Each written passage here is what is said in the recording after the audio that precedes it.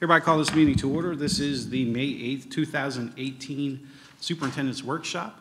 At this time, recognize Dr. Rendell for a series of presentations.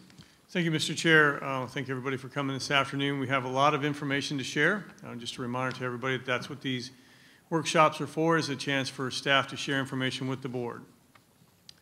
Lots of presentations today. Mr. Green will actually be running us through almost all of these presentations. Most of you are aware that Mr. Green wears a couple different hats. One of them is he oversees all of our information technology, so he's going to be presenting some information about a new communication platform that we are looking to purchase, and a whole bunch of stuff about what happens behind the scenes in that network infrastructure. Then he's going to put on a different hat and talk to us about human resources, some things that we're doing differently in human resources, some in response to direction from the board about, for example, the ethics hotline, but also the exit and stay interviews. We're going to have a presentation about the stay interviews, and it's actually some very good information. There's a lot of concern out there about our employees and making sure that we're doing everything we can to attract and retain all of the best teachers and support staff and leaders as we can, and information really helps us do that. So, Mr. Green, I'm going to turn it over to you. You can start with the communications platform presentation. Thank you, Dr. Rendell. So all of these are designed to solve an issue or a problem that we've seen in the school district. So the first one, a unified communication platform. I want to just talk to you a little bit about what that is. So we're talking about taking various systems, mobile phones, websites, calling systems, apps, tablets, and making sure we can communicate across all those apps quickly and efficiently to get to our parents in our community for emergencies, for notifications, for information, and make sure that it's a consistent platform that they can navigate through and that our administrators can administer in a unified kind of way. So some of the current challenges that we have is we have a lot of separate communication apps right now. Teachers have a variety of apps. You might have heard Remind Me or Class Dojo, or there's a whole variety of them that you go in the class and the teacher has this that they're using. You go to the next class, they have a different one that they're using. And I see some people that have gone through that shaking their head, as I well know. A lot of those are not available to us to do public records and search without, we'd have to rely on them letting us in with their password and that kind of stuff, so that's an issue. The district and schools previously had an app several years ago. It was a free app and it went out of business, so we currently don't have a mobile app except for the Focus, which is mainly a student information app. It's not really a broadband communication app for lunch and all those kinds of information. And then we have district, school, and teacher websites, all on different platforms, different systems. Some of them archivable, some of them not. And we just have a lack of integrated communication systems. So we started looking at some platforms that would do all of that, that has a notification call system, that also can integrate with the website, that also could integrate with an app, and also could integrate with texting. There's a couple big platforms out there. We looked at a couple, narrowed it down to two big ones that have a lot of districts in Florida. Got a group of people together from professional development, curriculum, instruction, IT. We had community. Cynthia Filardo came in and joined us, and we had several sessions, brought the vendors in, developed some criteria, went through that criteria with them, had several presentations, and then got some feedback. And at the end of each one of those, I took a software's bid exempt, so this is not a formal RFP process, but we wanted a process to make sure we were getting something that the community and teachers and our curriculum instruction and IT department could use and would be efficient. And unanimously, at each one of those, at the end of it, I asked for a show of hands. 100% was for School Messenger. We currently use School Messenger for our call system. We switched from a different call system a few years ago. And so now what this presentation is about is taking School Messenger to the next level to not only send emergency calls and attendance, but to move into websites, school mobile apps, and other forms of communication. So these are the four main platforms within School Messenger. Communicate is what we currently have within the district. However, it can be integrated into other applications, such as the website, such as the mobile app. We don't have that integration today. We just have the ability to make calls, send out text messages. Presence, that's their website solution for district, school, and teacher websites. A district custom mobile app, so that's an app that parents can have on the phone, and we can push out information. And instead of relying on a parent waiting for them to go to our website to read something, very few people do that anymore, pop up an alert on their phone. Hey, you have a message from the school district. And then a school messenger app, which is embedded within that, there's a login to it, where our teachers and parents can communicate. You could send homework assignments and attachments. You could send information to a group of parents or to one parent at a time based on the enrollment and focus, the rosters. So the Communicate app we're currently using, translated into 50 language, it uses voice, text, email, social media, and all those things, but we don't have the cross-platform communication. We can't go into there and push a notification to the website or push a notification to the mobile app. So they're disparate right now. Presence is their website, and this kind of gives you a good picture. It's an ADA compliant, out-of-the-box, custom-designed website for our district that runs on a variety of platforms, computer, tablet, phones, it doesn't matter. It responsively adjusts to whatever device you're on. And one of the things that the group of people really liked was the easy use for teachers and for the district. Things are drag and drop. They're edit right on the screen. You don't have to know programming. You don't have to know web programming. We often call it WYSIWYG. What you see is what you get kind of editing. So what you see on the screen when you publish, that's what it's going to look like. You don't have to know HTML code. It's drag and drop. So for example, there's an image manager and an image editor, so they can easily size the photos that they want to put on the website and make sure they're not 20 meg big. They can get them down to a size that'll show on the phone with an easy interface. File picker, so all the popular ways of getting files that people are using today, Google Drive, Microsoft, OneDrive, or from your computer, gives you the ability to go get those files and add them to the web page or use their clip art gallery that's built in. And some of these I'm going to go through quickly because it's just, different modules, like a staff directory. Easily import in Excel at a school. They can get the whole staff directory. They can build out photos and make a full photo layout staff directory at their school without knowing web programming. It's easy, click, drag and drop, import in Excel, or type it in either way. So that's an example of a full profile that they could have on their teachers, and then you could link to their websites from that. Announcements and news, so the ability to publish news and content with an expiration date. So you go on the website and something's old. Well, now when they publish, they can say, put this information out there and have it expire next Friday. Automatically removes it from the web. They don't have to remember to take it down. It's never deleted. It's only hidden, always archived. That was one of the feature sets of School Messenger was the instant and auto archiving and backing up all of that information for all the websites and mobile app. And you can go in and have various school websites as well that you can push from the district notifications to. Multi-channel notifications, so which means you can go in and push out to all these different platforms with one push. Put it on the web, put it on the mobile app, put it on the phone, put it on a text. And for example, this is a weather alert, I think. Yep, due to inclement weather that we found from Lakota schools, and they were putting it. The beauty of this is the user cannot navigate the web page until they acknowledge this message. It doesn't go away until they click. You can either say, I've read it, or make them click the X. So now you know that they have read school's closed, pick up whatever alert that we put on there, we can push that out across the mobile app and the web page. Calendars, multiple calendars that you can aggregate from schools. You have children in various schools. You can sign up for the calendars of the various schools, aggregate them all into one calendar. And teacher web pages. So teacher web pages, they have a lot of teacher-friendly templates that allow teachers to go in and customize. But again, backed up, searchable, archivable, available by the district all in one platform, and all the information is archived. The district mobile app is completely customized. This is actually a picture of Osceola County, who uses School Messenger.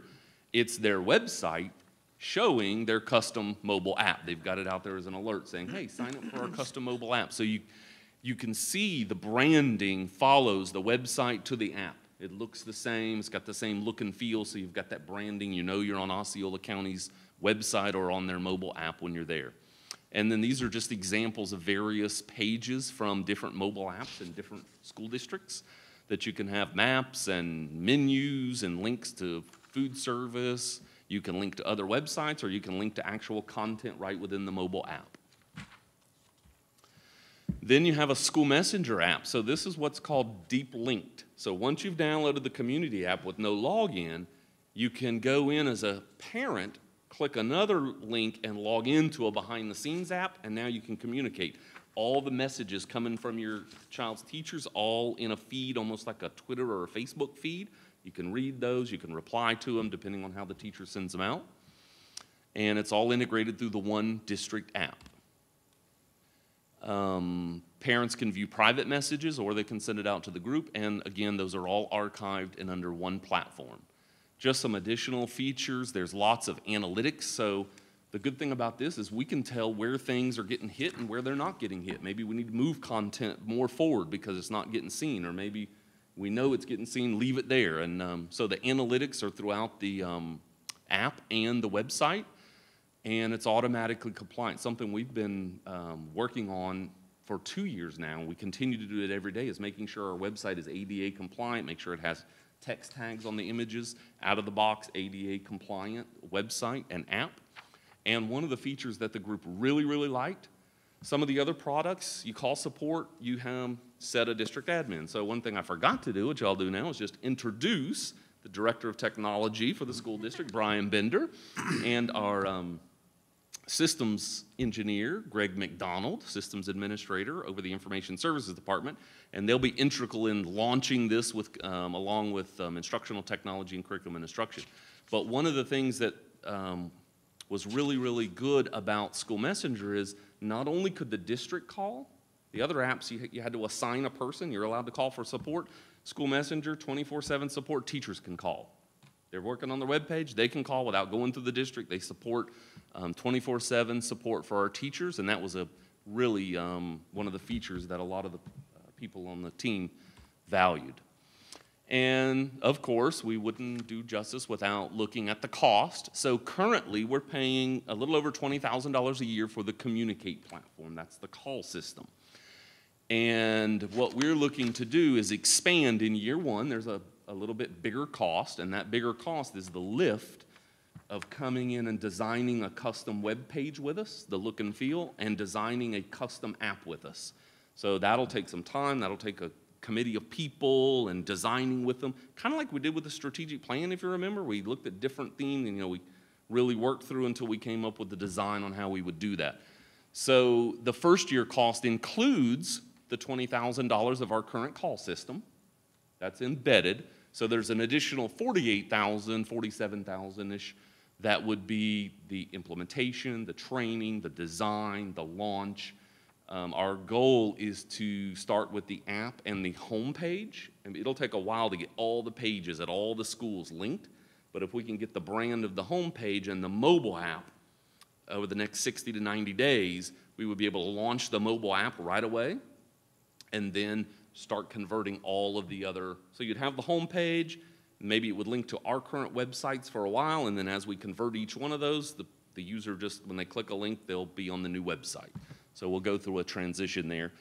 And then year 2 and 3, it's estimate, because it does change based on FTE or full-time equivalent student counts, is approximately $45,000 a year, which includes the $20,000 a year that we're currently paying for the call system. So this is a 3-year, this is $18,000 less than doing it 1 year at a time, the 3-year purchase. And it's like we did with Canvas or Focus. When you launch a platform like this, you're gonna be in it for a while. This is not a 1 year, 2 year kind of thing. This is a long-term commitment that you're gonna put a lot of investment in, a lot of time, a lot of training, teachers get on board. So you wanna make sure teachers feel, hey, this is there, I can build my website here because I know it's not gonna go away at the end of the year. So this is a 36-month that we're looking at, saves $18,000 in the long run. And with that, questions. I know that was pretty quick, but I like it. Got the materials in front of you. Mrs. Simchek. Thank you. First of all, thank you so much to your team. In the last 5 years, you've come a long way from a market umbrella with rain, from an old dilapidated building that we were renting from the county, which was ridiculous. So now we have a hardened data center, and we've improved so much, and thank you to the voters and that referendum.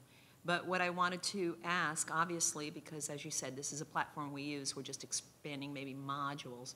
there's a single source, so there's obviously we have the right and the ability to just go on and add on, and you've given us the cost. But you've also talked about this would be a one platform. Are there any costs that are exiting? Are there any other services we're not using since it's a single platform? I mean, is there any savings they are not realized in Yeah, good this? question. Because then that true cost is really not an increase. We Yeah. would, if you had that would be my first thought. And then the second is, just a curiosity, obviously if the 45,000 includes the 20,000, it's based on FTE, would you consider them like licenses, like they're like Adobe licenses? And so I'm just curious, obviously, I could do a quick math, but what is it, like $50 a student per year, or? Yeah, we would Not divide that it that by matters, because we 15,500. fluctuate, but that's how that is, it's like a license? It is like a license, and they base it on student count. However, you got to consider you're also getting parents on board, you're getting the community on board. The website is open to everybody, but that's just the way they build their pricing model on the student, just as a mechanism to build it. And one last question. I like all the things. It's fantastic. I like all the things, but there was a bit of nervousness I had from when you said teachers could do it and call in for support. And my nervousness was publishing rights. That if everybody had publishing rights, with good intentions, a lot of people may want to put a lot of things out on our website, but Yeah. I'm not really sure. Absolutely. And that's not my business, that's the superintendent's business to Well, police that's a very all good that. question, and I would like to address it, because we did cut a lot of slides out of here. We had a lot more information, there's a lot more modules in it, but one of the things it has is a workflow and approval process. So either the school webmaster who's going to do it, or the teachers Okay. can set it up that it goes to the principal or the AP or the There's webmaster. an approval ladder code before it actually gets There's an approval ladder published. code before it Okay. gets published. Thank And you can have other websites such as athletic or band. It's not just a teacher website. We can have other websites as well. So what I would say is our app that is out of business was free. Our website is on a free source, which is limited functionality, of course, compared to this. But I think the biggest impact are a lot of teachers go out and pay for various apps. Some of them are free, but a lot of them get subscriptions to apps or to websites to build it. So that would lift the cost off of the teacher for using those tools. So thank you for those questions. Other questions? Mr. Searcy? Bruce, explain that to me again, the $45,000 a year includes the $20,000. Are we keeping the communicate? Yes, sir. So So you got $45,000. So you're really only talking about 15,000 more, 25,000 more. I'm sorry, yes. 25,000 more. for the this websites and program. the mobile app, you're right. There's 20,000 in there that we already pay on an annual basis to do the calls and the texting. The other three modules, the websites, the custom app, and the app for teachers and all of those, that's the additional 25,000, if you will, for those other three main components. And how long, I mean, I guess we have a long-term contract to communicate with that thing? That will, when we do this, we will renew that and get it aligned for a 3-year contract with the other components. And what is the bottom line? How is this going to improve our education for our kids? So I think the biggest thing right now is the communication with parents, and if you saw on the first slide, we had the strategic plan, increasing communication, and as well for teachers to be able to share information with parents about homework or information or assignments, have their own websites where they can publish information for the parents and students about the class. And then another piece is not only education, but safety, the ability to push out alerts instantly to all these platforms so that they're not getting a call on their home answering machine, they're getting an alert, hey, we need you to pick up your kids at such and such a school, or there's a weather event. So some safety is built in there as well. Mrs. Justice? Thank you. I want to say thank you very much to you and your team and Dr. Rendell for bringing this. I know since I came onto the board, this is something that has been a sticking point that I have spoken to you about a number of times. I'm very happy to see this. Parent involvement is the #1 driver of student success. I see that it is incredibly important for us to communicate with parents in many different ways and make information as accessible and easy for parents to get to. So I'm excited about this. I'm excited about the communication process with parents through the app. As a parent of kids in school, I know Laura is too. My children have around 15 different teachers that I might communicate with through notes or Edmodo or Remind Me or these different things. So I really see it streamlining that. And I'm committed to supporting this and doing whatever we can to make it as easy as possible for parents to be involved in their children's education here. Mrs. Zork. I see Bruce is taking a big breath there. No, I think it's wonderful. I'm thrilled. I'm excited. As a parent, I see so many features on it that I know that my husband and I both will use. I love the idea of having the one calendar where we can integrate the different schools and bring the calendar together. I think that's a wonderful feature. There's just, communications. Working with so many teachers, I know that they have to build their own platform. Like I had a teacher that used Dojo. I had another teacher that went out and had her own app that she would push information to us. And I think this is great. I think it's a long time coming, and I think it's well worth the money that we're going to invest in this. So thank you. Okay. I have a few questions. Okay. Okay. So where will this be hosted, locally or a cloud-based data center? This is cloud-based hosting with redundant default disaster recovery sites, if you will say. Do they have 5.9 uptime? They do. Okay. They actually got bought a few years ago by West Technologies, which is one of the largest communication platforms in the world. Okay. Okay. And have you built use cases so far? Or is that something that's in the project plan to do? There's a project plan in the quote, and you'll see it when it comes forward to the board. There's timelines of laying out various implementations, but we haven't built out use cases yet. Okay, so we'll have use cases, and then there'll be a user acceptance testing period so that the users will sign off that this is doing what they expect it to. Okay. And the timeline, that will be what comes forward, but can you give us a sense for Yeah, so we don't need to implement the call system, which usually takes 30 to 60 days. We're going to go straight to the mobile app and the homepage, which they estimating 60 days, but that depends on us and how long we take to get it the way we want it to look. So I would say 60 to 90 days, and then into 120 days to get the full websites up and going. And then as far as teachers, that's a long-term process of training, getting them to come on board and transition. We wouldn't be mandating day one, you got to change all your sites. We want to get those tech leaders on board using it. Once you do that, we did that with Canvas, and it just systemically grew on its own. We didn't mandate it. They said, oh, you can do that, I can do that. And so that will be a year-long process, getting teachers using the website. Okay. And will there need to be, in thinking about that, will there need to be any policy changes by the board in order to? So actually, this will help us come in compliance with our policies, which says that when you're using various applications and website, they should be district supported and hosted on approved sites. So this will help our schools and our athletic programs and our teachers come into compliance with that. Great, thank you. It's been a challenge. Anything else, members? Mr. Searcy. When does it go into the budget? For this coming year? Or? We have put that into the 0.5 technology millage for this year through June 30th. So we'll be bringing this forward on a very soon board agenda. For this year or this coming budget year? It will be, it's in 18-19. this year's budget, 17-18, to implement over the summer in 18-19. We've been working on this almost a year, just looking, taking time, doing research, bringing people together, but we've had this planned since almost August. How much money do we have left in that $5 million money that we have to spend? So it's a little, and I know we kind of talked about it at one of the budget meetings, it's a little different than the cycle of the traditional budget. When the first year of the millage, and I'm going to use a rough number, 4.5 million. Because it varies based on property values.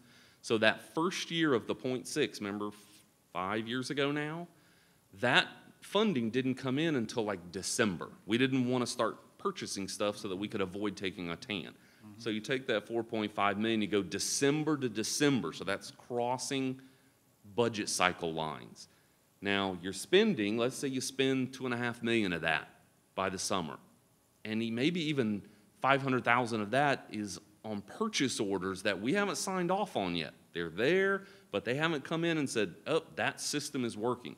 All that rolls into the next year's budget. So from a budget standpoint, The next year looks like there's $6.5 million, but a lot of that is purchase orders that rolled over July 4. So currently, I believe there is about $3 million left of the 0.5 mil.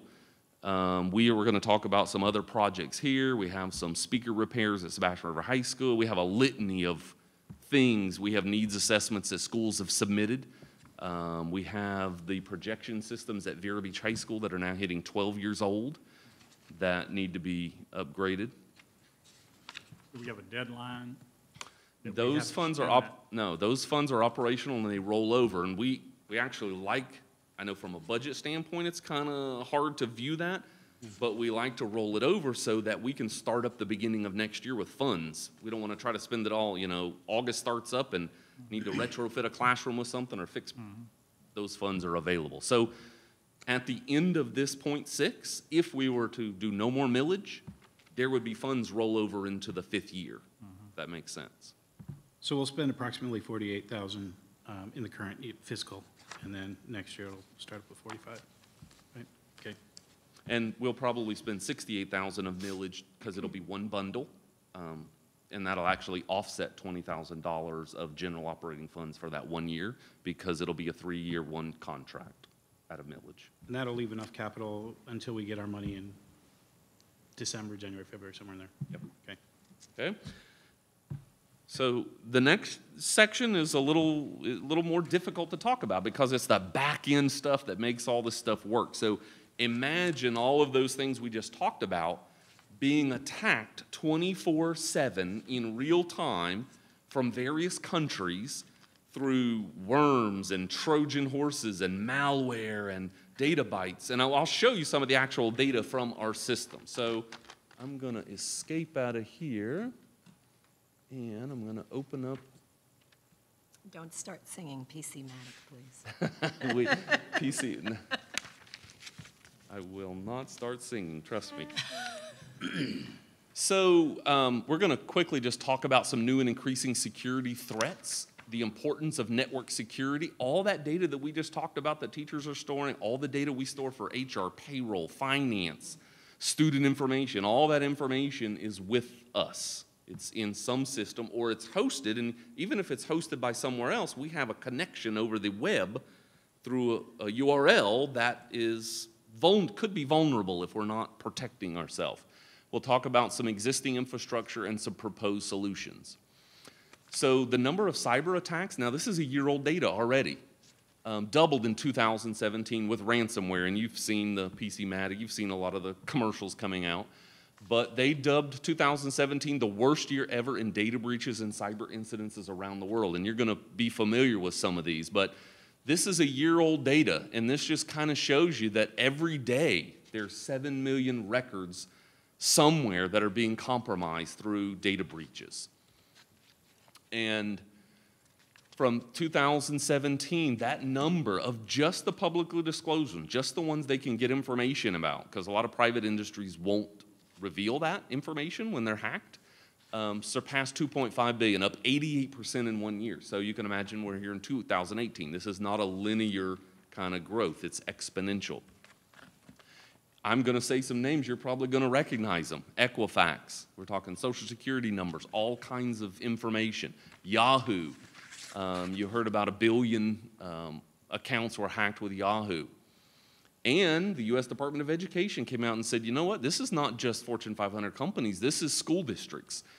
We had school districts in Montana, around the country, that had data breaches and information released, and you've heard a lot of those in the news. Some of those included student IDs and social security numbers and all kinds of information. You might have heard about the Dark Lord, the Dark Overlord. They hacked into school districts.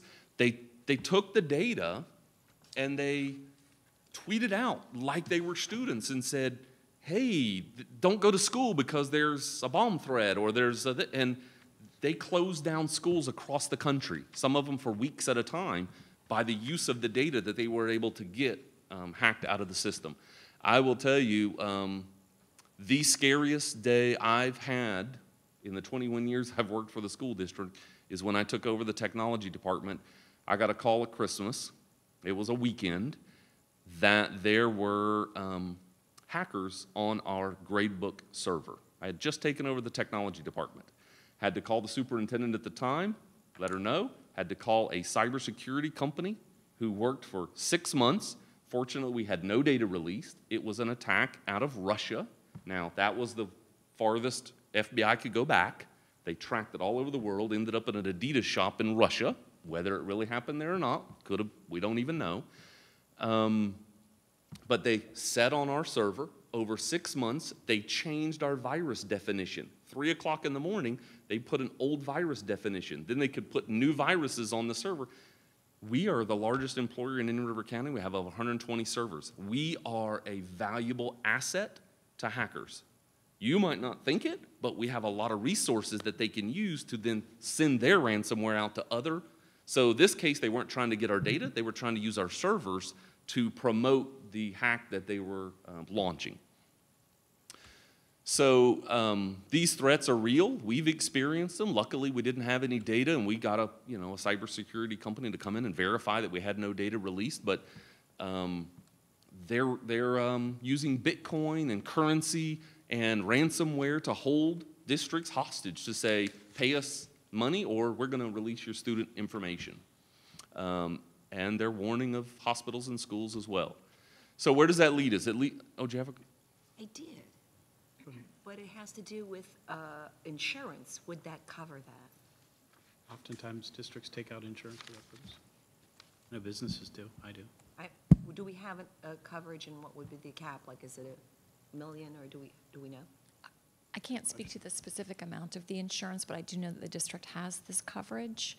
Mr. Morrison would be able to give you more details about it. It's part of the overall risk management program through your SCRIMP consortium that you're involved in. So you do have the coverage, and it would cover the costs of responding, to a certain extent, the costs of responding to this. Damage. But not the damage or liability. Yeah. If we were to Dr. Rendell, can you check with Mr. Morrison and have him email us just what our limit is? And I apologize, I don't know the limits off the top of my head, but every year we fill out information for risk Thank you. management about how much equipment we have, what the value is, so that they can cover those kinds of things. Our existing firewall, so I'm a picture's worth 1,000 words and analogy's worth 1,000 pictures, Daniel Pink, right? So Star Wars, you got a force field around your planet or around your ship. A firewall, older technology, that lets you open up a little hole in your force field so the ships can come in and out. That's what a firewall, we can open ports and let you go to a website. We can let the IT guys go to Focus's website and do some work. So we're opening these pinholes that we hope we can control. But there's a lot of stuff. We don't know what's passing through there, per se, in an old firewall system. So think about a newer firewall. You're trying to cross the border to Mexico. They're going to stop you. They're going to look in your car, check your documents, and see what your load is. So now when we're talking next generation firewall, we're not only talking about opening the port to let the ships in and out. We're talking about deep packet inspection to know what's on each one of those ships. Because now we're talking application ransomware. The software that comes through that hole has a virus on it, not just the fact that we opened the hole. So we have 2 existing firewalls that do not have intrusion protection or intrusion prevention. And then we have a separate intrusion detection and intrusion prevention system, a single system, no redundancy. And as those things age, the service cost goes up, and they're not getting the same virus definitions. A lot of people talk about zero-day attack. That's the big thing now. A zero-day attack that's when hackers try to get something out before somebody has the fix for it. So by the time it happens, it's too late. Everybody's already been hacked. So this is from our current intrusion protection system. A 30-day period, you can see China. I don't know the last one, to be honest, if that's Pakistan, I'm not sure. But you can see, this is just a little snippet that in 30 days, we're being attacked 393 times from that IP address, 114 times from that IP address. Those are attacks that the system stopped. And these are traditional kinds of attacks. I'm going to blow this up a little bit bigger, and you can see these are corporate policy violations. Somebody's trying to gain administrative privilege. It's bad traffic, internet traffic. And if I blow this up even bigger, you'll see the first one is crypto mining. They're trying to use our servers to do Bitcoin. They want to get our servers because it's a resource to go mine Bitcoins to make money. That's what they want to do in the back end. You can see Oracle. Mr. Yes. Searcy. Can we use that to do Sure. that same thing? But it'll slow down performance. You need can money. do that in the evenings. There are some people who turn their resources over, but we Let's probably talk will not be blockchain. doing that here in the school district. But people do use servers at night to do that, and that's why they want to get on our any system, especially with 120 servers. All those things, Apache and crypto, those are servers. They're trying to get on web servers and hack into that web traffic. We just talked about teachers passing back and forth with parents, or we're passing back and forth. And here's the priorities. You can see the counts in 30 days. So what we are have been working on for a while, and working with network engineers and the IT department, is replacing those older firewalls and that older intrusion protection system with what's called a next generation firewall that scans that packet of information along the way to check for things, and it stops the actual software packets from coming in at a different level, a deep state level of checking that. And I don't want to get too techie. But one of the things this does is, instead of having the network engineers have to monitor, if you're not in there monitoring, you don't know we've been hacked. So if you've got multiple applications and I'm only in the firewall or I'm only in the intrusion, by putting this all into one system, it's one single pane of glass. They can see all of the things happening. And I can take you back in the data center and show you some of the panels they have up where they put up and monitor some of this information. One of the biggest features is cloud-based signature lookup. It's not waiting once a week to update your antivirus like you might do. This is using cloud resources to instantly get the latest virus definition, so those zero-day attacks, we can respond to those. It has redundancy built in. Another really, really big factor to keep in mind is our current equipment is limited at 1 gigabyte of data, and I'll show you what that means, bandwidth. This has expandability to grow, and let's just jump right into the good stuff, the picture. So currently, we purchased 2 internet connections from 2 different vendors, and if you recall, over the last few years, we've worked hard to put a redundant fiber loop, and I have to thank Manny Castro at the county. He has been our partner. He has helped us redo some fiber optic at a drastically reduced cost so that the fiber optic comes in both sides of a school.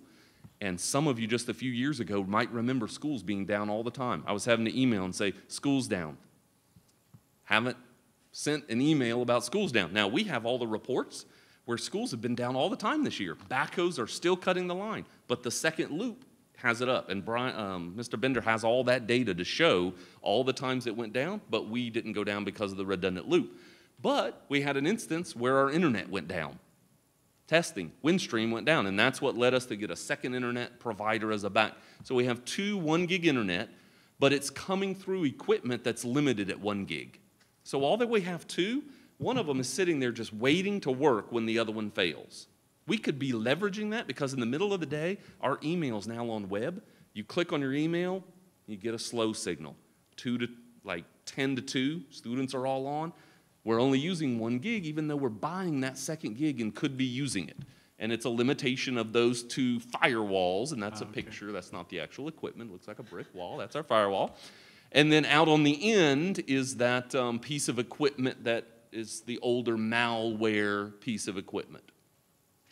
So what we have in design to do is to leverage both of those internet connections at the same time. So now we're going to double our bandwidth, the speed for students and teachers and everybody on the system, because we'll be using both of them. And if one fails, we'll just go to what we have today, 1 gig, which is operational, but a little slower.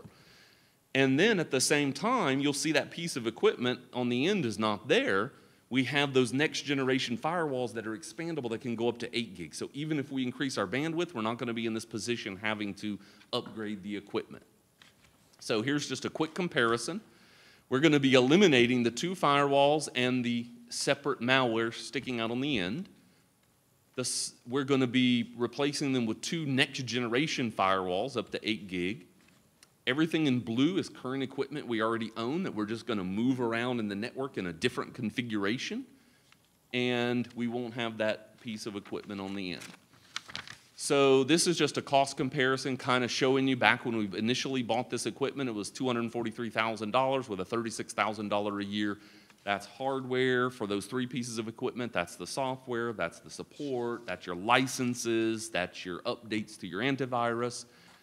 On the right is the new cost, which would be the next generation firewalls, the $200,000, and with an annual cost of $46,000. So we would be purchasing this with millage, and again, this is a project that we have budgeted into this year's millage to launch, and we would be able to pay for that cost for the next 3 years after this year. So the initial would be in year 1 of the 0.5, which would be this year, and then we would get 3 years of renewal, and then at some point, we would have to absorb that back into the operating budget as we used to have it.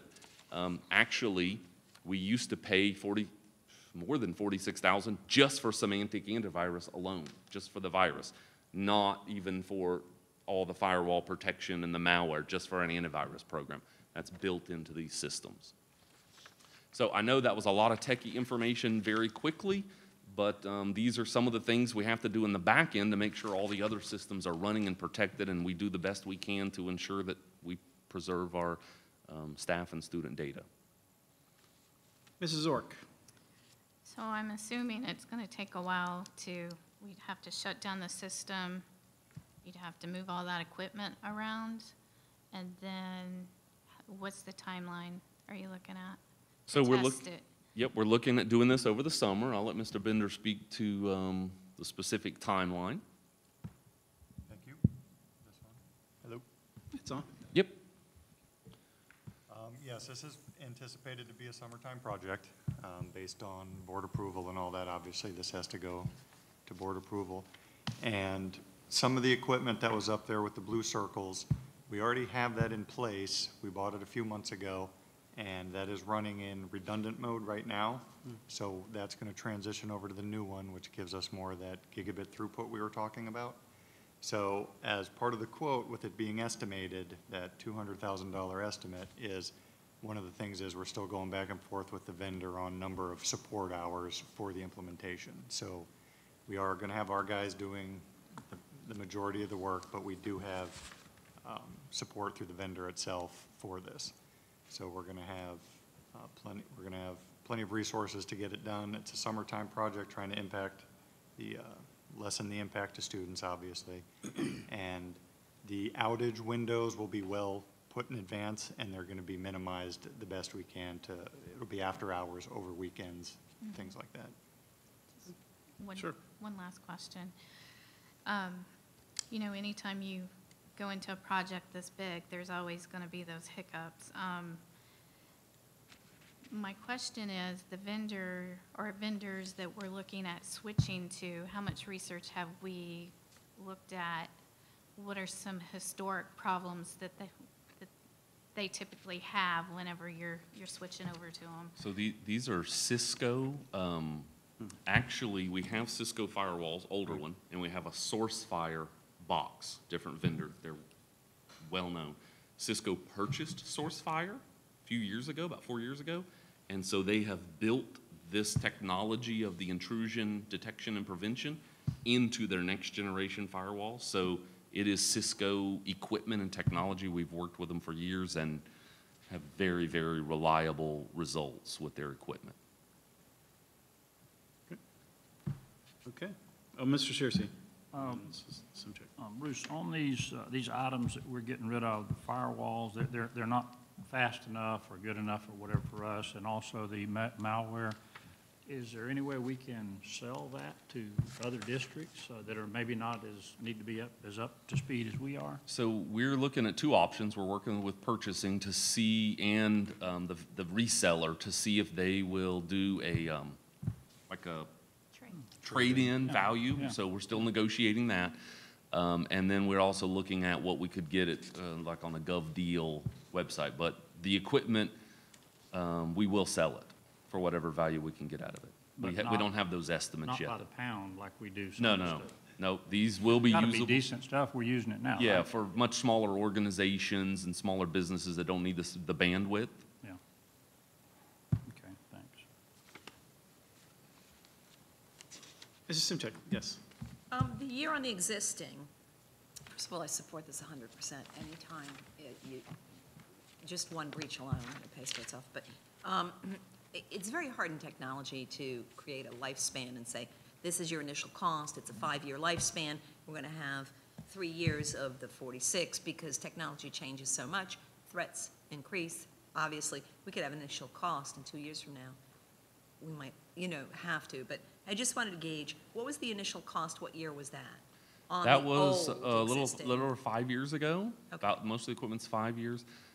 Again, not knowing how things will grow or change, but we're estimating that we should be able to at least 5, but hopefully 6 to 7 years out of this equipment because the bandwidth is at 8 gig, and again, not foreseeing dramatic changes, which as you said, you can't predict. Our goal is to get 6 to 7 years out of the equipment. Mr. Searcy. One more question. Bruce, you indicated on the last page there that the initial cost is going to be $200,000. And then I think Brian was talking about our people doing the work. What is that $200,000? Is that the purchase, or is it the installation, or is it a combination? Yes, it's the purchase of the hardware and equipment, and when we bring it forward, it'll be itemized, when you see it on the board agenda, but it does have network engineering support hours. Okay. But our staff will also be doing that, learning the system, they'll be configuring, learning it along the way, but that's the equipment, the installation, the support, the sign-off up and Including the running. cost of our people? Or Not including the cost of our people, no. Okay. Any further questions? Thank you for that. I think we can power through, or Mr. Foss, I'd like to take a break for a moment if we could. certainly. Okay. Got to switch. We gotta switch Just switch things out. anyway. All right, works out well. Let's go ahead and reconvene at 1:55.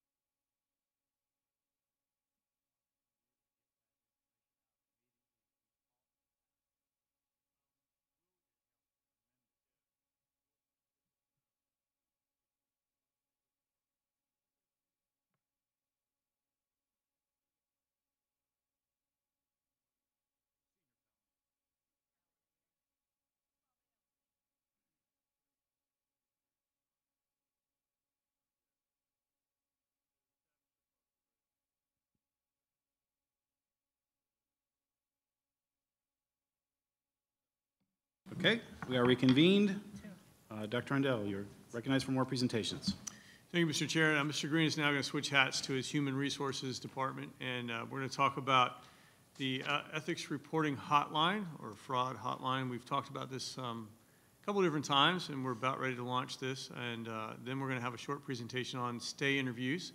A lot of great information from our first-year employees. That'll help us do a better job of making sure that we provide our employees with a proper work environment so that they want to stay here for a long time. But first, the Ethics Reporting Hotline. Mr. Green. Thank you, Dr. Rendell. I'd like to start out by introducing Dr. Soot, our Executive Director of Human Resources. Dr. Soot and her staff have been instrumental in getting these two initiatives up off the ground and launched. So thank you very much, Dr. Soot. As Dr. Rendell said, these are some initiatives that the board had talked about over the past couple years, at least that I have known about. So the first is an ethics reporting hotline, and notice we're not calling it a tip line. The Sheriff Department kind of launched a tip line, so we're sticking with, educator misconduct or ethics. We're calling it ethics reporting hotline, which could be a variety of things. So did a lot of research in my new role as human resources in a lot of areas this year, but one of them was around, I wanted to make sure, are we doing this right, and what does it mean to do it, and why do it, and should it be anonymous, or should it not be anonymous, or should someone in HR answer the phone, or why do you use a third-party vendor? So this is from a lot of white papers and reading that we had done over time, and an ethics hotline, it helps develop a speak-up culture. I'm not afraid to speak up. I saw something, and I could say something. See something, say something. We've talked about that. And given the right conditions, what the research shows is people will come forward. The vast majority of people will come forward and say and do the right thing, but not if they have to face the perpetrator or maybe their boss or maybe someone in HR. That can be intimidating to come forward to one of those people. And a lot of times they'll want to do it after hours or not right in front of their work site or wherever they work. They don't want to be retaliated against, so they have a fear sometimes of who they're going to report it to. And they data shows prefer to report anonymously so that they can feel safe and secure that they're not going to be retaliated against. It also, ethics hotline, the faster the misconduct is reported, the sooner it could be stopped. Research study after research study after research study, the faster you have systems in place where employees can give a tip or report something, the faster the fraud is found and the less risk or financial impact to the organization. It's found to be better reporting is achieved through a third-party anonymous reporting. These are trained, and I did a lot of research and called them, these are skilled, trained callers, agents, who are trained to ask the right questions, to empathize and sympathize with the person calling to make them feel comfortable and to know when to probe a little bit more to get the right information and to log that information into the platform that we're going to talk about in a minute. So that the information we get is more actionable than maybe just going on a website and somebody copy and pasting or typing up something and just shooting that off. They're calling somebody, it's anonymous and it's not here at the district, so they can feel comfortable, but they're able to talk through it and answer those questions. And there's live agents available 24/7, 365, so that someone's always available. So one of the reports that we spent time looking at was the Association of Certified Fraud Examiners. Now, fraud is not the only ethics reporting there is. There's educator misconduct, there's lots of other reporting, but this is an example of fraud, and we've experienced fraud within the school district in some of our schools. We've had accounting that we've had to do forensic audits on with different employees. And the latest, they put them out about every 4 years. The latest was a 2014 study by these auditors. And they analyzed almost 1,500 occupational fraud cases around the globe. And here are just some of the key findings from that report. Tips are by far the most common detection method. You're probably not going to just stumble across it if you're not looking for it. An audit doesn't always find it, but most of the time it comes from the tip. More than twice the rate of any other detection method was a tip. And of the tips, the largest number of tips came from internal employees, not from external people, but people that worked within the company or the organization. And the median duration of the fraud, it had been going on for about 18 months before it had been detected. However, and the longer that fraud goes on, the more costly, and the report will show exponentially some of the graphs how the cost increases every month that that fraud is occurring. Might get more bold, might involve other people doing the same thing.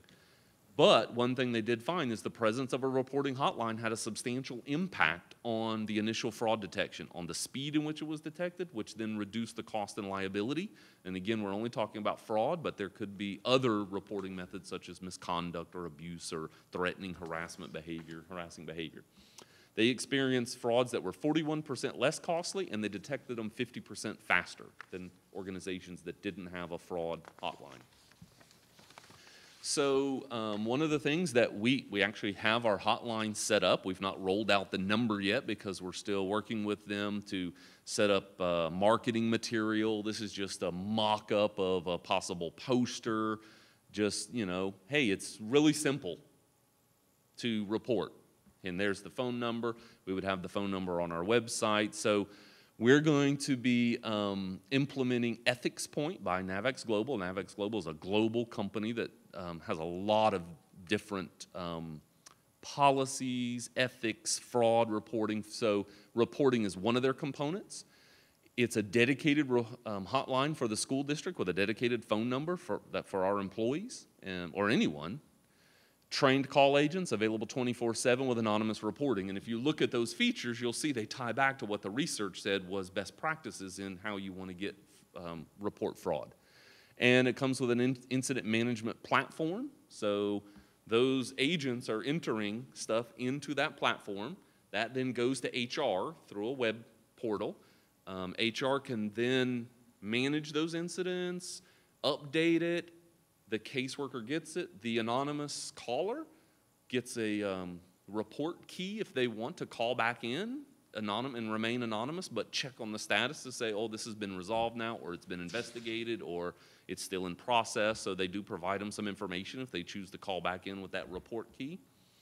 There's reports and analysis, and then things who come through the school district, not through the hotline, HR can still enter them into the platform, so we have one single place for all of those reports to be aggregated and to be able to run analytics and reports. So we're looking to what a lot of people call a soft launch over the next month, and that is get it up and going, share with our administrators, get people trained on it, and then work on the marketing materials so that when we start up the school year, we have, you know, posters and flyers in the school buildings, we have it on our website, we have materials for employees to know about it.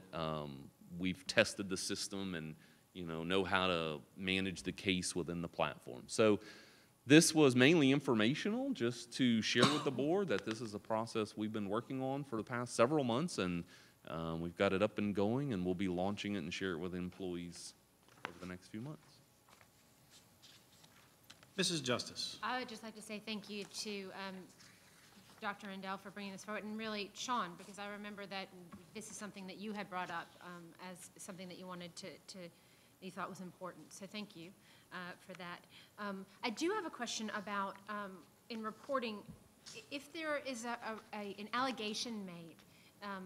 We've had a couple investigations that haven't really been able to substantiate the claim. So what happens in that? Can you talk a little bit about that? Mm-hmm. So sometimes we do investigate something that we cannot substantiate. It was an anonymous report, or it came, whether it was anonymous or not, it just wasn't substantiated. And that is one of the findings you have in the platform. At the end of the day, it could be marked unsubstantiated, and the person on the other end would know. As a public entity, as a large organization, as a human resources department, we do have the task of investigating all those complaints. We have to do the interviews. We have to, interview witnesses, whether it be employees or parents or students or whoever it might involve, and investigate it fully as if it was not anonymous. That's just a task that we have when something is reported as far as ethics or fraud or a violation. But there are times when those reports come out to be unsubstantiated. We can't, get witness statements, or we can't find evidence of it, and that would be the finding in the report that it was investigated but unsubstantiated. Mrs. Simchek. Thank you. Yes, and I'm sure there's a lot of ex-husbands, ex-wives that are making anonymous phone calls. So those things happen. But is there a way that you can send, as you were implementing, a notification through the payroll? You know, often we've gotten a message from payroll. I just thought that, I don't know if that's okay, but I thought that would be a great idea to provide that information with a paycheck. Yeah, so oftentimes, and I'll work with Mr. Morris, and we'll make a note, oftentimes we do attach a little piece of paper with a payroll when there's information that we want to get out to all of our employees who might not be on email or checking the information or the poster at the site. So that's definitely something we could look into attaching on a payroll when it's, ready to go out, a piece of paper with the phone number and the information. And just to follow, because I do find that most people who are working really hard, especially in government, they police themselves because they feel that the other person is, or the other, is someone committing fraud within their peer group, is doing something harmful to them, And so you're most likely, that's why I thought the paycheck would be the best way, because I would imagine if you did look at the study, there's more internal than external. So Absolutely. You're going to, I think that's a Reporting. great way to push that message out. So thank you. Yes. Did you have something, Mrs.? Yes, I Oh, do have yeah, a we recognized, question. of course. So when an incident is reported and we have to go in and investigate, that doesn't mean every time that we get a tip that we have to go out and contract with an attorney, correct, to investigate it? Or are we going to be able to do that in-house without having those Yeah, absolutely. Good fees question. outside? So we really, internally, we work through that decision based on the severity, the level, the allegations, the people involved, but we investigate many tips on a daily basis, investigations in a week, where there's not an external attorney involved. We do those investigations. I'm doing a couple of them right now. Dr. Sood has several on her plate this particular week that we do those in-house. But there are times when the severity, the volume, the amount of witnesses, just there's a lot of different components that you have to weigh, whether you would bring an attorney in to do that third party, and depending on the allegation as well. You have a follow-up? I do. So a couple more questions. When are we looking at implementing this, and how much is this service that we're subscribing to, and will we get a cost breakout a year from the date of implementation? How much the attorney fees are because of the tip line? How much do we look at we're actually saving the district, if we could quantify that? Because, my fear is we're going to have a lot of tips, and then we're going to turn it over to attorneys, and then that's a $30,000 every time somebody has a tip. And so I have some concerns. Thank you, good questions. We will have reporting ability to be able to report on how many incidents, we certainly keep information on all the attorneys that we use for any of the investigations, so we would be able to tie that to show the monetary value as well. You had a first question. The timeline. Oh, the timeline. So our goal is to have all of the materials in the building so that we can really do a push when people return to work at the beginning of August of next school year. Cost. The cost, and I apologize, I don't have it in front of me, the stay survey and the hotline, I want to say roughly 7,000 to 10. Oh, wow. How much? The stay survey and the exit interview are about 8,000 for that platform. Fantastic. And this one's about $8,000 a year for the platform and the service. So that was one of my questions, actually, for the stay interview, is this done, sitting across from the person who's reviewing you, and the fact that we're moving to an objective third party, I think is fantastic. I have a series of questions once we get ready, but Just Mrs. one do you last have more question. follow-up? So it's 7,000 for the implementation. Is there a monthly cost? And then it's based on how many reports that are coming in, or is it, that's the rate?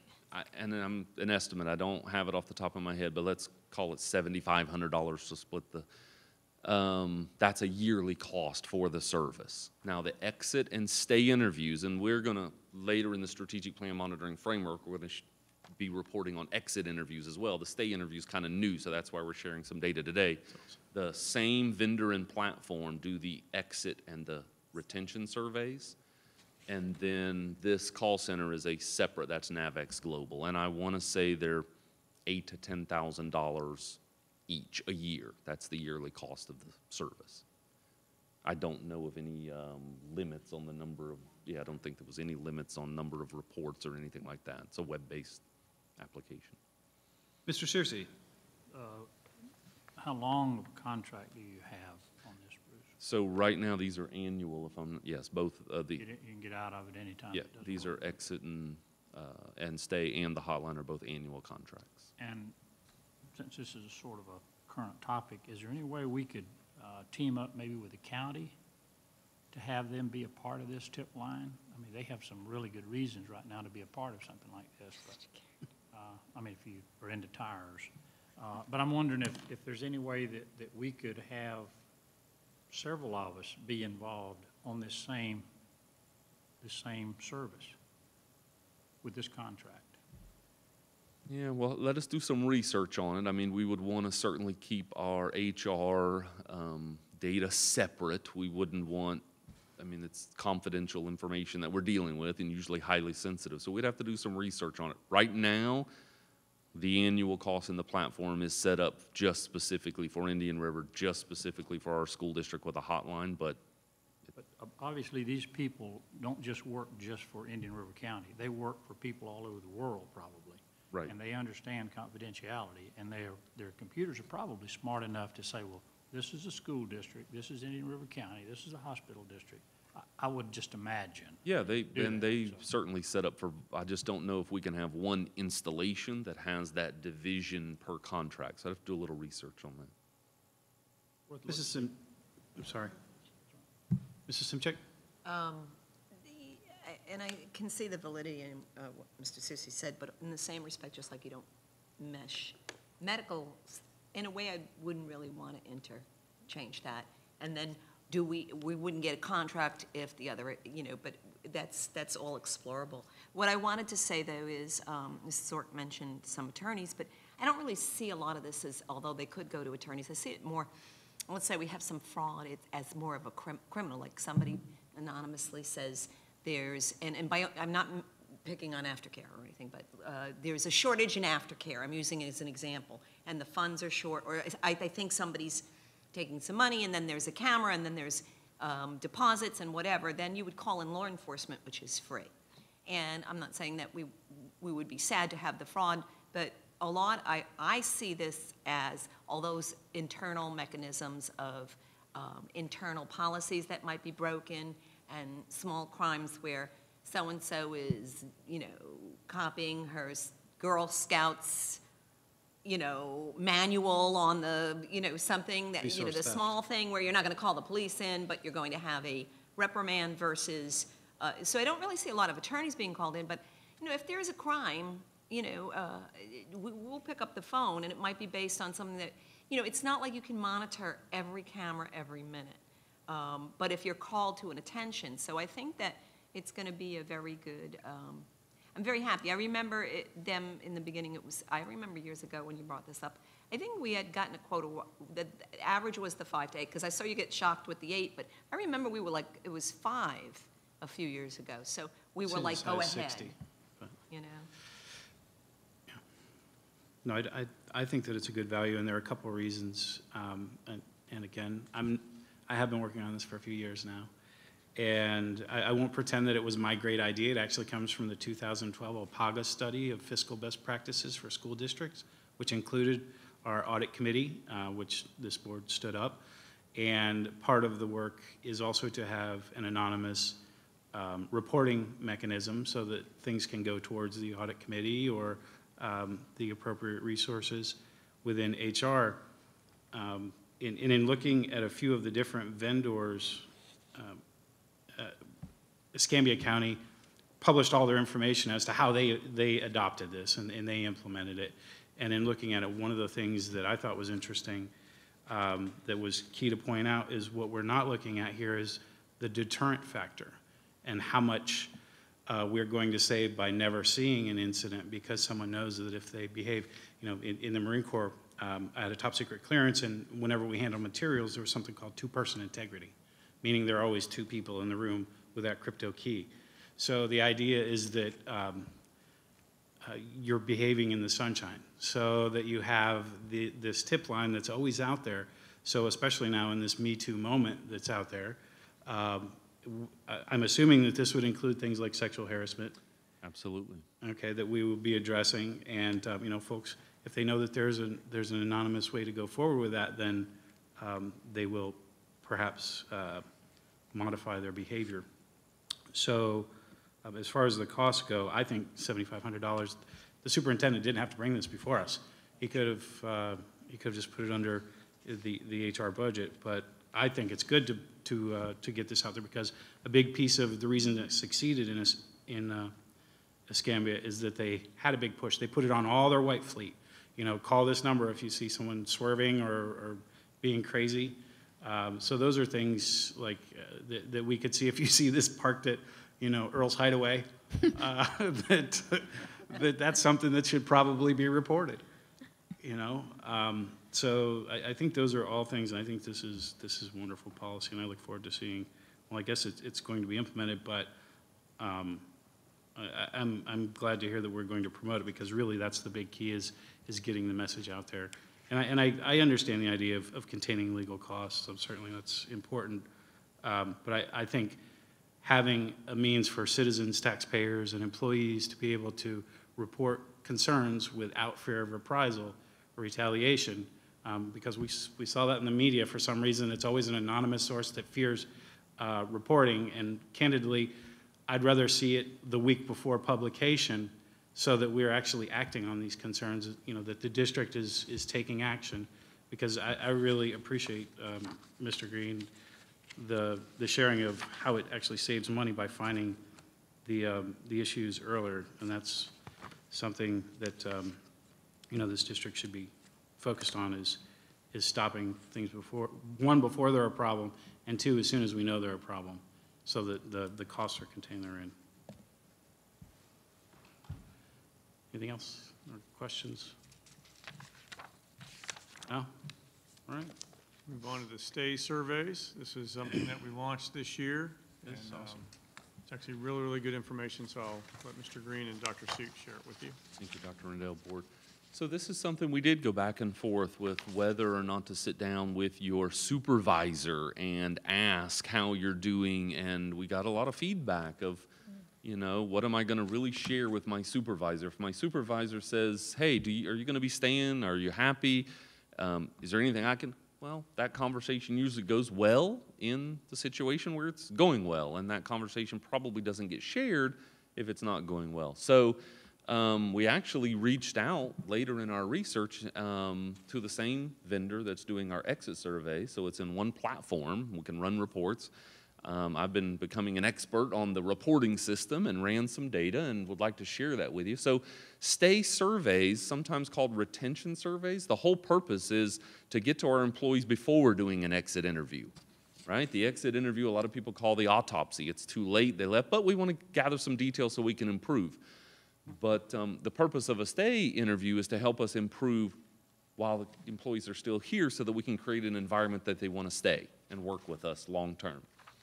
So what we did is we went back and forth and with Cabinet and with HR, and we decided let's take a look this first launch at all of our first-year employees. Let's get it out there, see how they're acclimating to the environment, and give us some feedback. So we launched it on 3/19, 2018. We launched it to all first-year employees. We sent out 198 total surveys, and as of 5/3, when I pulled the data, we had 126 of those completed, 64%, which is actually a pretty good completion rate for any survey. We're not done asking those people. We're still asking them and reminding them and see if they'll take that survey. So we've had 126 complete the survey. And I want to show you first, just in contextual view, some of the feedback we get. So what do our new employees value the most? So one of the first things we're asking them is not what's the climate like, what do you want it to be like? What do you value? What do you desire from us to want to stay here? And the top 5 answers, the number 1 answer was having a job that I like with clear task roles and responsibilities. People want to know they're doing what they're supposed to be doing and they have a clear vision. A supervisor that sets a positive example. They want to work for somebody that they trust and respect and communicates with them and encourages them. And number 3 should be no surprise. They want support from coworkers and friends. We do see a lot of collaborative planning in our teacher groups, right? So a new teacher coming in, they're going to want to fit into that group and plan together and feel supported. A work schedule that the hours work around so they can balance their work and personal life. And a climate that provides recognition, support, and appreciation. So they're telling us, our first-year employees are telling us what they desire, what they value. And now we're going to look at it in data. So those first 5 are the first 5 green bars from left to right. You'll see type of work, that's your roles and responsibilities, your supervisor, your coworkers, your schedule, and your recognition. These are number of responses. And I will tell you the heading of culture and climate and job-related benefits isn't in the system. It wasn't on the PowerPoint. But when I made the slide and I looked instantly, it just said, it jumped out and said, look, the things on the right, I'm not going to say people don't value their pay. They do. Everyone values their pay. They value their workload. But they're placing less value on it in wanting something from our organization than supportive coworkers and supervisors and recognition to know I'm in a supportive climate, I'm with people who are supporting me, and I'm getting recognized for that support. They're probably willing to give a little bit on benefits or pay or advancement or promotion or policies or job security or benefits. Not that they're not important, they're just valuing them a little bit differently. So we can see where the value is. They want to know that they're doing the right thing with the right people in a supportive climate. And what are the focuses of the school district for this year? Standards-based instruction, formative assessment, and culture and climate. So it comes out at us. So the next thing I did is I went in and looked at the data. The next set of questions, it asked them the same questions almost, but it asked it in a different way. Now, not what do you value and want from us? What are you getting from us? What's the climate like? So you will see, and they're ordered from high to low on favorable responses. That's just the way they're. And I'm going to go back 1 slide. The number 3 thing they valued was coworkers, and the number 1 thing that they are having a favorable view about is their coworker support. So our new employees are being supported by their coworkers. That's a good thing. It's aligning with what they value. Job duties, that was the number 1 thing. I should have called it type of work, but the type of work, and it's the number 2 thing that they're expressing favorable results towards. So you can see supervisor, job security, recognition, schedule, those are, other than job security, that was on the lower end of value, but it's on the higher end of what they're feeling. Promotion, benefits, policies, training, workload, and pay. So again, I don't want anyone to think that pay or workload or training are not valuable things to provide. But I think it is very telling that the things people value and want to get from us, they're getting. And a lot of times if they're getting that valuable thing, which is feeling included and supported, they're willing to, maybe not have the highest salary as their brother who's a engineer or something in a different organization. And then there are some engagement questions. So the engagement questions, and these are the 5 engagement questions. So are they being treated fairly? Do they feel like they matter where they work? And is their supervisor providing genuine support and interest in their success? Is there a plan to have a career with the district for longer than 5 years? These are our new employees. We want to know, do they plan to stay with us? And having confidence in the district's mission and vision. So the neutral, maybe you split it half and half, whether it's favorable or not favorable.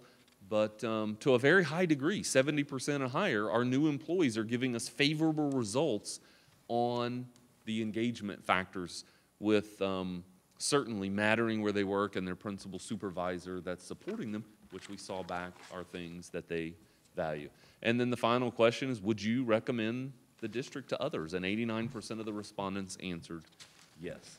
So again, this was just designed to give you a snapshot of some of the data we're collecting. Our long-term goal is to align this with the exit interview data so that we can see if what our employees who we're trying to retain are seeing and feeling and sharing the same information that our employees who have left us are sharing. Is there an alignment or not in those characteristics? And then next year, our goal is to look at different groups, maybe target 1 to 5 year and the first year, grow the target group, maybe look at, 15, the data is there that we can target various groups of our employees. And that's it. Great. Questions, members? Mr. Searcy?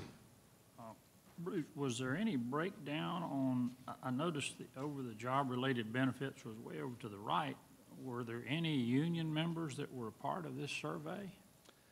So I will. Because all we ever hear is that we are the lowest paying in the whole world, and, our benefits are bad. Objectively not and, true. I mean, I know it's not true, but that's kind of what we hear out on the street. I don't have a breakdown of union or not in this particular data. What I can tell you, though, is around 78% of these are teachers. That's the vast majority of the new employees that we're hiring. And the other 22% are support staff of various kind, but we don't have whether they're in the union or not as one of the data elements. Do you have a breakdown? You said these are like 78% are teachers here? Instructional. I should say instructional, Yeah, okay, yes. instructional, but, okay, well, that just divides it up instructional or non-instructional. Okay. Yes. But that's So I have just a a follow-up on that. reflection of who we hire the most of.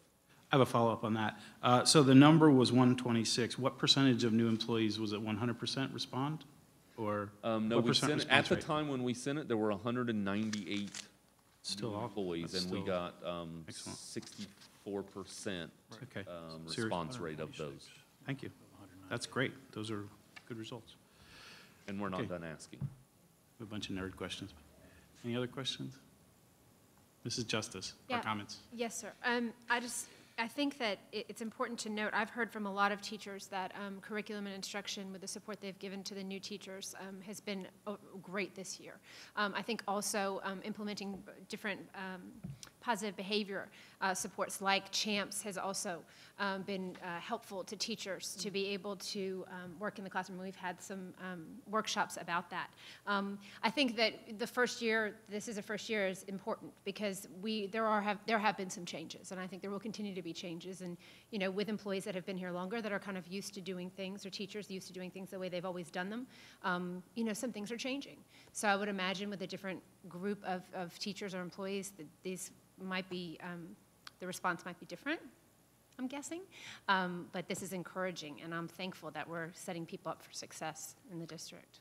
And if I could just piggyback on it, one of the other initiatives that I know, because I supervise elementary schools, that's been a focus for the past 2 years is collaborative planning. So teachers not just planning alone, but when I went out and did my collaborative teaching day, I sat through collaborative session with second grade at Pelican Island Elementary. I went in early the week before, and it was sharing ideas and talking about what the standard and what resources I had and what resources and the neighbor teacher brought over a book that we were going to read, and it just gave the teachers, I felt supported, that I knew what we were going to do, instead of, I remember I taught at Fellsmere for 7 years, and when you start out, sometimes you would be alone and you would do that planning by yourself. So I think that collaborative planning is another thing that is very supportive of our teachers when they come in as new teachers.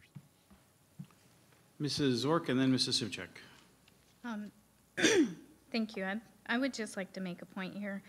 First-year employees, meaning first year, probably straight out of college, coming into the district, working their first job, not job, but in their career.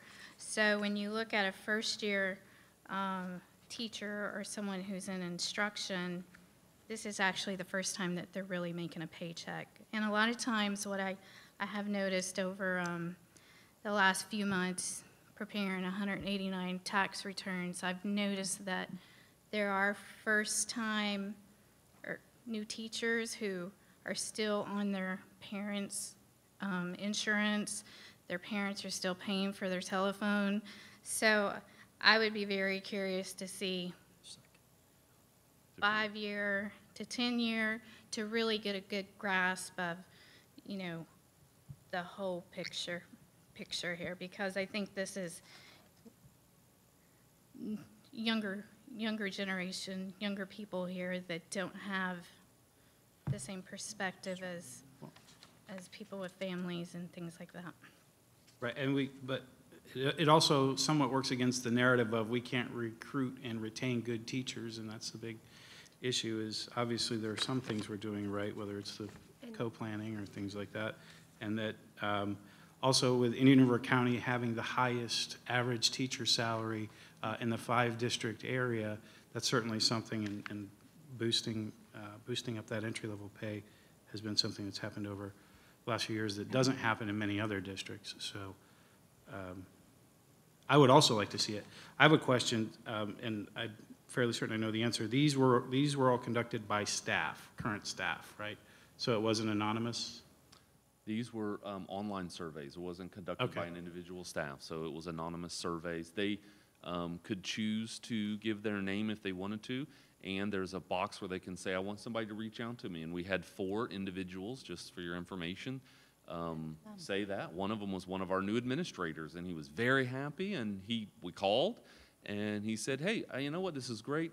I want to get some experience in one of the different AP roles moving forward. I like what I'm, but it was a conversation that we had with all 4 of those. So if they put their name down, Dr. Suit calls them individually and talks them through that if they have something, but most of that has been very positive. One of them had a change in curriculum, and we talked through that with them at their school. Mrs. Simchek and then Mrs. Justice. This is just a commentary in my experience. You know, my mother's family went through the Depression, and she was one of 7.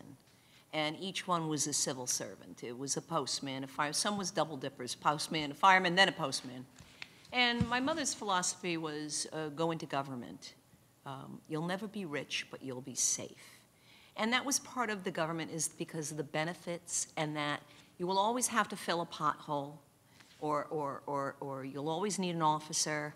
You'll always need a teacher, and it's a great profession, and the last of the heroes, as in law enforcement. But my mother warned that keep your work ethic up here, because government does not promote. People go into government, and someone's working up here, and someone's working down here, and inherently there's nothing to push this person up. And my mother said, fight that urge to come down as you look at your coworker and they're just doing enough and you're doing that, and have a good work ethic. And the problem with government is complacency. And the problem with government in the same job year after year is complacency. A lot can be put on the district or the organization or the government, to inspire, but a lot has to come from within. That's why sometimes you see where Dr. Rendell will tell you you'll see an officers on the road, and then they go into detective, and then they go into, administration. You'll see that with teachers. They're teachers, but then they become principals, and then they become administrators as they go up the career ladder, and it so suits them, and I hate to say as they age, but as they not only age chronologically, but as they age in their job. And sometimes those changes makes someone feel refreshed. And so I do like to sometimes when we see people change, although sometimes they feel, they might feel badly about it, might be the thing they just needed in their career, and I hope that Dr. Rendell recognizes that. So although this is really great, it's great to see this positiveness, we're just working against some of that inherent government, time to make the donuts. And it just happens because of the way the government structure is, as opposed to private industry and trying to get commissions and things like that. And I think we'll all agree. But I'm glad that we have something in place. It's just great that we have something in place, because it's like tell us how we're doing, and also report the frauds. We need to have this. And I just think it's great that this particular district is promoting this. And again, that's my commentary from my family knowledge and through the years. And the other thing is, you could tell, like, because I get mocked, I text like this. Okay, I am sorry, I'm not, at least I text, I have a phone, I'm 60.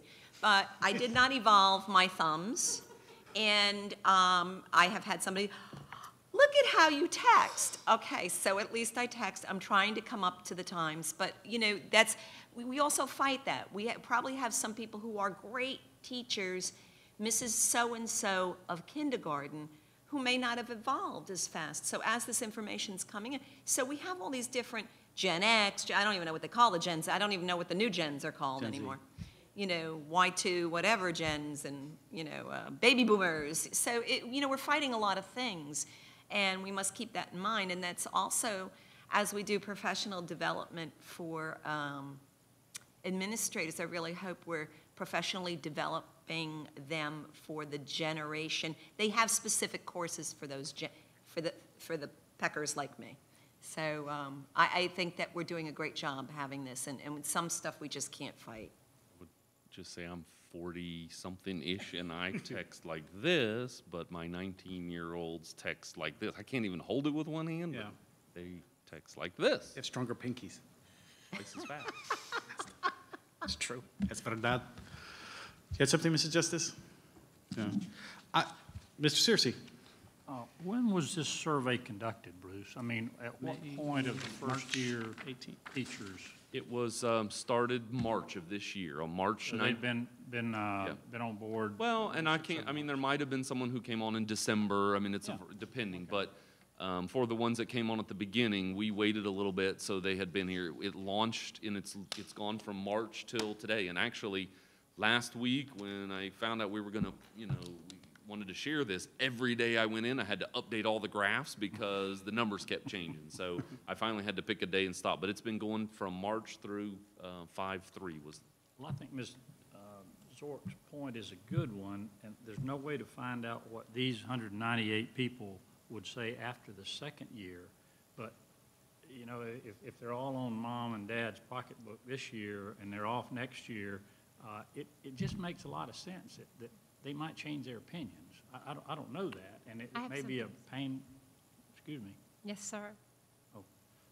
may be a pain in the kazoo to try to go back and do it, but I think it's really neat to find out what they would say after 2 years, or possibly 5, but we probably may not even have them after 5, but the way we turn over sometimes. But anyway, I like it, but just ask the questions. Those are good points, and I think we're actually planning on continuing this and looking at it from a more longitudinal standpoint, so that we'll track the cohort. But That's a good next year, idea. you're going to go to the first-year students again, or And then- first-year and then add- employees. Then add some additional bands, maybe like 1 through 5. We've got to look at the volume and, but they are anonymous, so it'll be a cohort, but we won't know exactly, person to person. Just want to make sure it's hearing it right. Mrs. Justice? Yes, just to be clear, I just wanted to say, I happen to know quite a few of the new first-year teachers, and they actually are not maybe, I guess, living off of their parents' pocketbooks. A lot of them have families that they're supporting, as perhaps with a change of career, or they felt a passion to go into education. So just not to discount, everyone has to start somewhere, but I do know that we're very lucky to have some new educators to our district that come to us bringing real-life experience from other jobs. And I think that's a wonderful thing. Mr. Right. Chair. Sure, Mrs. Zork. Yeah, I don't think I said that. I said that probably the majority are younger individuals who don't yet have the responsibilities as you might if you're into your career 5 to 10 years. So, no, I totally agree that we do have people coming in that are changing careers that aren't young people, but so. Yeah, I think we have both. And I can tell you, I remember Harry Wong. Is it Harry Wong? His book? Harry Wong. Dr. Harry Wong. Because I was a career changer, right? I'd sold a company and decided to teach.